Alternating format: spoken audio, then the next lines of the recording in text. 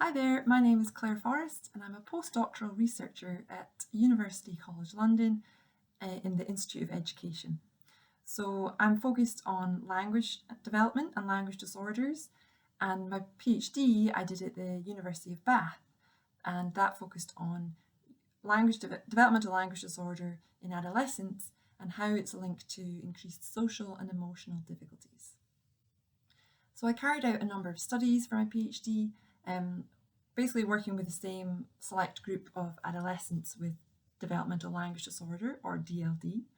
And so I tested their language using a standardized assessment, the KELF, which stands for the Clinical Evaluation of Language Fundamentals.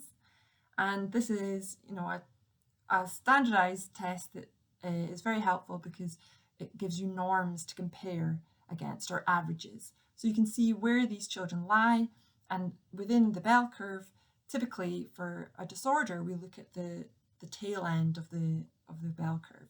So we would say any children falling 1.5 standard deviations below the mean have a language disorder. And we also measured their social and emotional outcomes. So we used standardized questionnaires. So some of them were self-report, some of them the parents filled in. And then we also did some experiments using computers.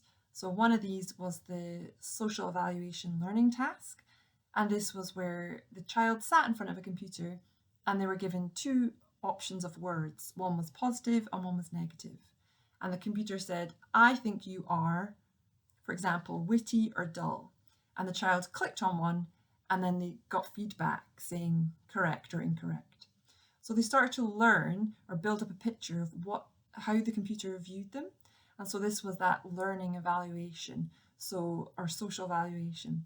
And at the end, the children were asked to rate on a scale of 1 to 10, how much did the computer like you, or how much did the computer dislike you, depending on what you thought, if you were getting more negative words than positive words. And so this was able to show us that children with language disorder were not as good at identifying when they were disliked as children without a language disorder. So kind of showing how the processes involved in social situations are different for children or adolescents with DLD. The other computer task I used was the social attribution task.